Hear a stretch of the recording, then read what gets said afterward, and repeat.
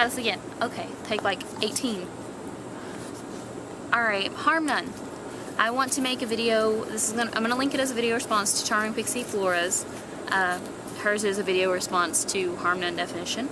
I think Night Rain originally asked it. I think that's who she said it was. But I want to respond to that and then build on it a little, and I want people to respond and tell me what they think. So I agree with CharmingPixieFlora as far as people go. You know, don't go out and hurt people. Don't think malicious thoughts, or, you know, think about hurting people, because your thoughts are they do impact things. They are very powerful.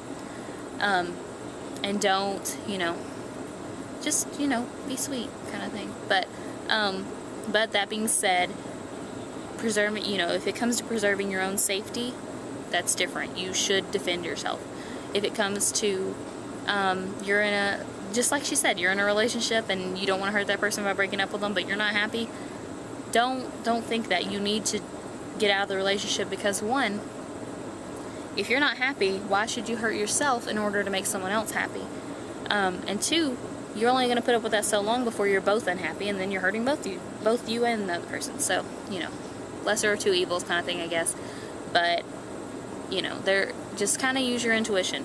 You know what's right and what's wrong as far as that. You know when you're hurting someone and it's bad, and when you're hurting someone and it's in order to help them, really.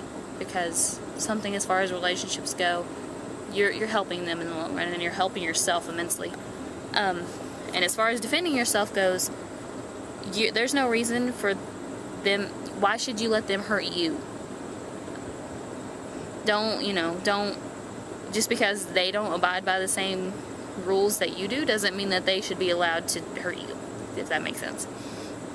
Okay, but anyway, what I wanted to elaborate on is where do you draw the line on harm none? Because by existing, you cannot exist without hurting other things. You cannot live without consuming other life forms. Even if you're a complete vegan, plants have spirits too. So I don't, you know, I as a pagan especially, that confuses me, because plants have spirits, animals have spirits, we have spirits, everything has a spirit. So how can you say that the animals, just because they walk around and they interact with you, that their spirit's higher than the plant spirit? You know, I definitely think you should be respectful of the animal. I try my best to get like whole foods and stuff like that, and where it's not awful things happening to, you know, the poor chickens have their feet growing to the ground where they're stuck in these tiny cages, or, you know, just these awful situations. I'm not going to go into that right now, but I try my best to buy from places, which I'm poor, so I can't afford to do that all the time. But you know, I want to buy from places that treat their animals well while they're still alive, and do it in a respectful manner. I mean, you don't have to have a farm where food is processed rather than harvested, kind of thing. You know, there are lines that I draw there. But I'm not vegetarian. I'm not vegan. I eat meat, but I want to do it in a respectful way. Another thing, like, what about bugs? When you walk around, you're stepping on grass, and the grass might live, but the bugs probably aren't going to if you step on them. And then if you have, like, an infestation in your house, like termites take over your house, you have to get rid of them if you want to keep your house. But you know, you have to hurt them, you have to kill them, more or less, to get them out of your house. You can't just say, shoo termites, go on, go home, you know, you can't do that.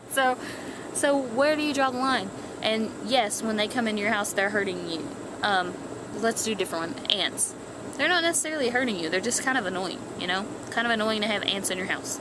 But they're not eating your house. They're probably eating, like, salt or sugar or something that you dropped on the floor and didn't realize, or, you know. Sometimes they get it up in your food, but usually when we get ants, they're, like, hanging out under the baker's rack or something, like under the little shelves where there's not even any food, so I don't understand that. But, you know, so where do you draw the line? When is it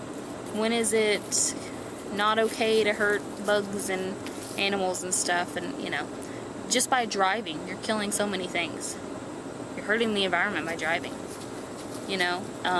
you had to use wood to build your house, even if you didn't build your house. You know, somebody chopped down trees and built your house for you. You know, I mean, all these things that we don't really think about. So I want to know what your thoughts are on that. Like, where do you draw the line? Do you think that, like, a lot of people don't think bugs have spirits, that they're like a lower life form kind of thing? Is that what you think? Like, what do you think about the matter? Where do you draw the line? That's what I want to know. I'm gonna stop rambling and ask that question. Where do you draw the line on "and it harm none, do as you will"? What do you think about it? What's your definition? What do you think? Thanks for watching. Blessed be.